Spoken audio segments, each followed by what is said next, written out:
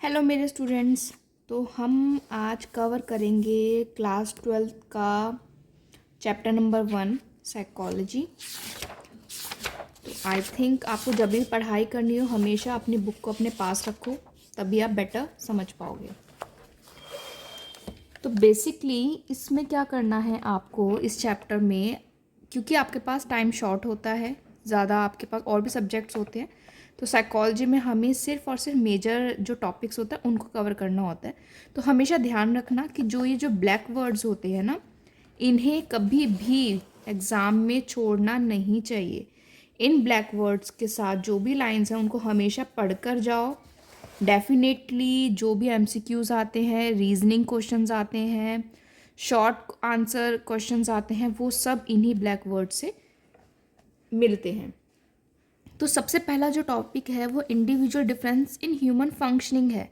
Individual differences को अगर मैं आपको सिंपल तरीके से समझाऊं तो इंडिविजुअल डिफरेंस का मतलब होता है, इंडिविजुअल डिफरेंस का मतलब होता है जब एक पर्सन दूसरे पर्सन से डिफरेंट होता है। अब वो डिफरेंट किस सेंस में होता है? जब एक इंडिविजुअल अदर इंडिविजुअल से डिफरेंट होता है।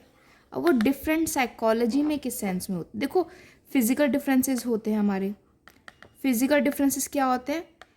आपका जो लुक होगा वो दूसरे इंडिविजुअल से डिफरेंट होगा।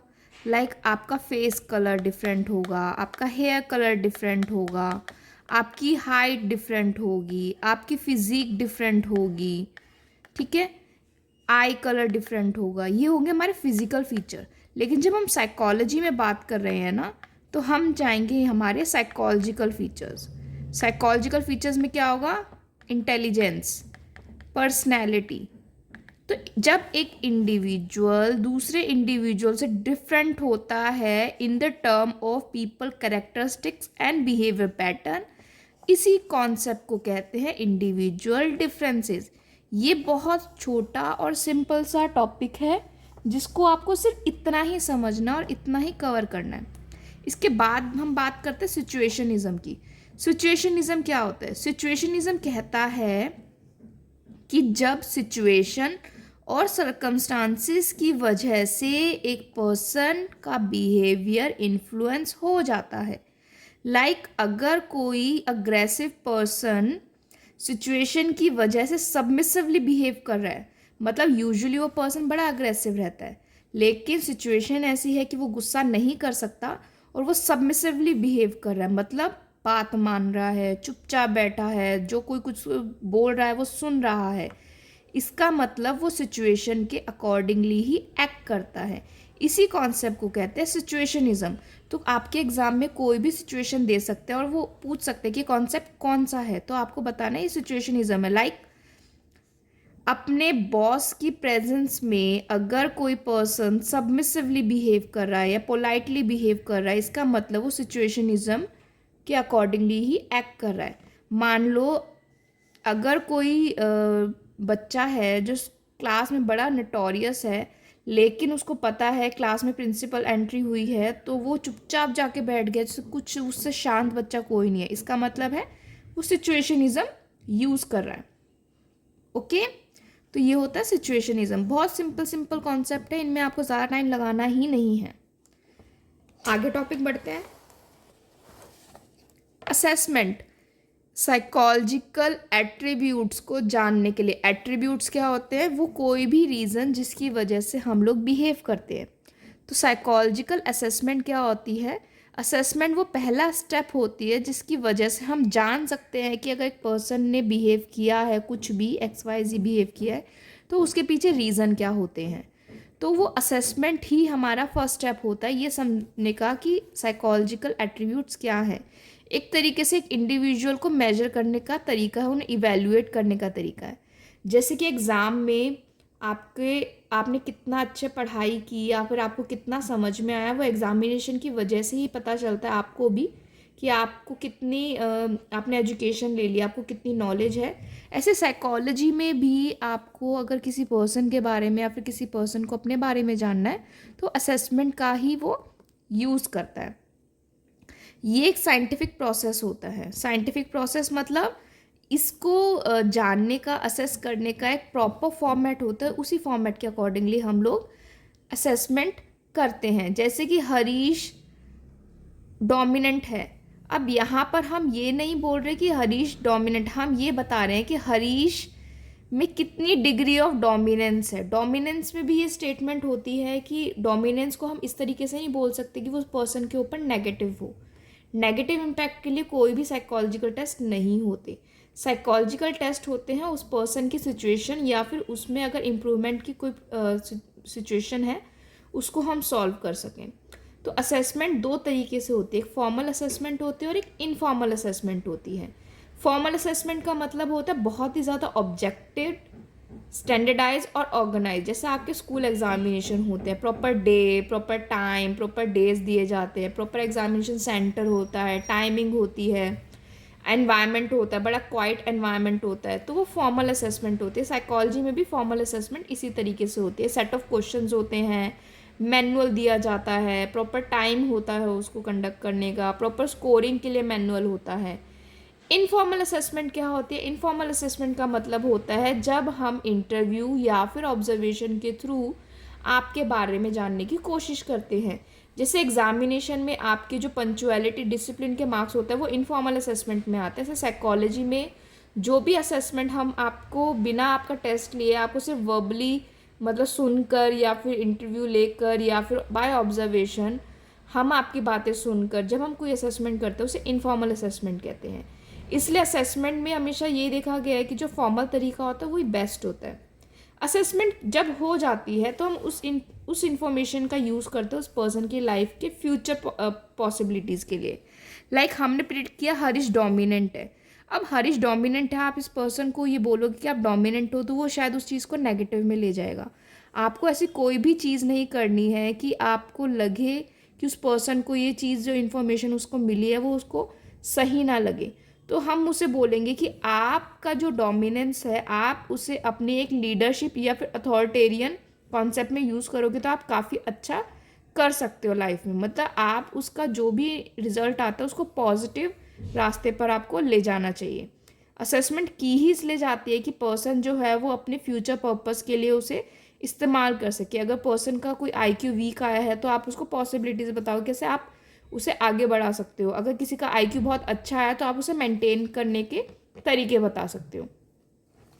तो एक तरीके से साइकोलॉजिकल असेसमेंट एक सिस्टमेटिक टेस्टिंग प्रोसीजर है जिससे हम इवेल्युएट कर सकते हैं एबिलिटीज़ को, बिहेवियर को और हमारी पर्सनल क्वालिटीज़ को।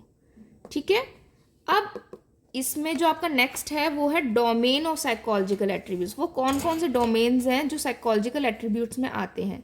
इसे भी आप ऐसे समझिए जैसे एक इंसान है, जैसे वो पंच तत्व का कॉन्सेप्ट आप जानते हो, है ना।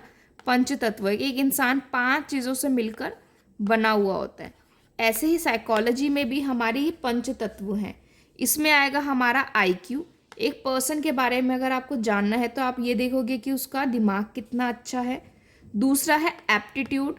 एप्टीट्यूड का मतलब है वो पर्सन अपनी लाइफ में कौन सी प्रोफेशनल एबिलिटीज़ के साथ आया है, वो क्या कर सकता है लाइफ में। उसके बाद आती है उसकी पर्सनैलिटी। ओवरऑल उसकी पर्सनैलिटी क्या है, उसके बोलने का तरीका, उसके बिहेव करने का तरीका, वो कैसे दिखता है, वो अपने आप को कैसे कैरी करता है। उसके बाद आते हैं उसके बिलीव्स, वो किन चीज़ों को मानता है, वो किन चीज़ों के बारे में जानता है, या फिर वो क्या ये चीज़ें अपने दिमाग में रखता है कि उसकी लाइफ में वो किसे वैल्यू कर रहा है। तो ये उसके बिलीव्स और उसके वैल्यूज़ हो गए, ये भी बहुत इंपॉर्टेंट होते हैं। वो किन चीज़ों को वैल्यू करता है, किन्हें नहीं करता, ये भी एक इंसान की लाइफ का एक बहुत बड़ा हिस्सा होता है। देन आता है इंटरेस्ट। इंटरेस्ट क्या होता है, उसका किन लाइफ में उसके किन चीज़ों में वो ज़्यादा प्रेफरेंस देता है। लाइक वो अगर प्रोफेशन चूज़ करे तो वो कौन से प्रोफेशन को प्रेफरेंस देगा। अगर वो फूड चॉइसेस की बात करे तो वो किस कुजीन को चॉइस, मतलब कुजीन में अपने आप को ज़्यादा कंफर्टेबल फील करेगा। इसके बाद कुछ भी हो सकता है, मतलब इंटरेस्ट हमारा म्यूज़िक में इंटरेस्ट है या फिर कौन सी किस तरीके की मूवीज़ में इंटरेस्ट है। तो ये भी एक तरीके के पंच तत्व होते हैं। अगर आपने ये सारी चीज़ें किसी पर्सन के बारे में जान ली, इसका मतलब आपने उस पर्सन के बारे में सब कुछ ही जान लिया। क्रैक कर लिया आपने, मतलब उसकी लाइफ के बारे में A to Z चीज़ें। अब ये सारी चीज़ें हमें कैसे पता चलेंगी? ये सारी चीज़ें पता करने के लिए हमारे पास होते हैं असेसमेंट मेथड्स। असेसमेंट मेथड का मतलब होता है कि कैसे वो पर्सन के बारे में हम इंफॉर्मेशन जानें। तो हमारे पास जो असेसमेंट मेथड है उसमें सबसे बेस्ट तरीका होता है हमारा साइकोलॉजिकल टेस्ट। साइकोलॉजिकल टेस्ट के थ्रू हम लोग कुछ भी जान सकते हैं। आप कोई नाम लो, उसका साइकोलॉजिकल टेस्ट होता है। एटीट्यूड जानना है, साइकोलॉजिकल टेस्ट अवेलेबल है। आप मैथ्स में अच्छे हो या नहीं हो, उसके लिए साइकोलॉजिकल टेस्ट प्रेजेंट होता है। आप किसी भी फील्ड में अपने बारे में जानना चाहते हो, अपनी मेंटल स्टेट के बारे में, अपनी पर्सनैलिटी के बारे में, अपने वर्बल कम्युनिकेशन को लेकर, आप बैंकिंग में अच्छा कर सकते हो या नहीं, टीचिंग में अच्छा कर सकते हो या नहीं, या फिर अपनी लाइफ में किस चीज़ में आप अच्छे हो, आपको स्ट्रेस है या नहीं है, ये चीज़ को जानने के लिए साइकोलॉजिकल टेस्ट होता है। एंजाइटी है या नहीं है, मतलब XYZ सारे ही टेस्ट आप साइकोलॉजिकल टेस्ट के थ्रू आप जान सकते हो। तो सबसे बेस्ट तरीका होता है साइकोलॉजिकल टेस्ट, क्योंकि ऑब्जेक्टिव होता है, मैनुअल के साथ आता है और इसके ऊपर 100% ट्रस्ट किया जा सकता है। उसके बाद आता है हमारा इंटरव्यू। इंटरव्यू में 1 to 1 बेसिस पर भी आप किसी का इंटरव्यू लेकर उसके बारे में इंफॉर्मेशन ले सकते हो, या फिर आप ग्रुप टू इंडिविजुअल भी आप इंफॉर्मेशन कलेक्ट कर सकते हो। तो इंटरव्यू भी एक अच्छा तरीका होता है किसी पर्सन के बारे में जानने का। केस स्टडी, केस स्टडी का मतलब होता है इन डेप्थ स्टडी उस इंडिविजुअल की लाइफ के बारे में। इसमें क्या आएगा, उसका बचपन कैसा था, वो किस स्कूलिंग हुई, उसके फैमिली में कौन कौन है, किससे कैसा उसका रिलेशन है, क्या इंसिडेंट रहे हैं। केस स्टडी में बस आपको बहुत ज़्यादा इन्वॉल्व होकर उस पर्सन के बारे में इंफॉर्मेशन कलेक्ट करनी होती है, और ये कोई कॉन्फिडेंशियल नहीं होती। आप केस स्टडी में डिफरेंट मेथडोलॉजी से, लाइक इंटरव्यू, ऑब्जर्वेशन, क्वेश्चनेयर बना के या साइकोलॉजिकल टेस्ट के थ्रू आप सारी इन्फॉर्मेशन को कलेक्ट करते हो, मतलब अपने केस को इन डिटेल आप स्टडी करते हो। देन ऑब्जर्वेशन, ऑब्जर्वेशन में उस पर्सन को आप ऑब्जर्व करके उसके बारे में कुछ कंक्लूजन्स निकालते हो। ऑब्जर्वेशन मेथड भी एक अच्छा मेथड है जब आप नेचुरल उसका बिहेवियर जानना चाहते हो, तो उस पर्सन को बिना बताए भी आप ऑब्जर्व कर सकते हो।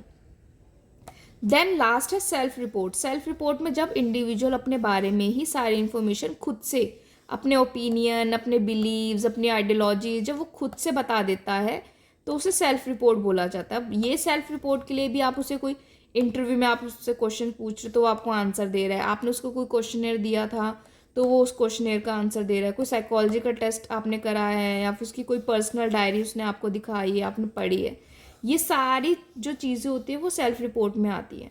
लेकिन इन सब में जो बेस्ट तरीका होता है वो साइकोलॉजिकल टेस्ट ही होता है, क्योंकि साइकोलॉजिकल टेस्ट के थ्रू पर्सन अपने जो अनकॉन्शियस थॉट्स होते हैं ना वो भी काफ़ी बार बता देता है।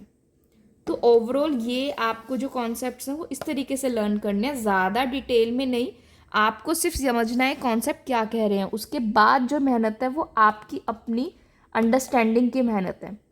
आगे के लिए हम आगे चैप्टर जो है वो कंटिन्यू करेंगे।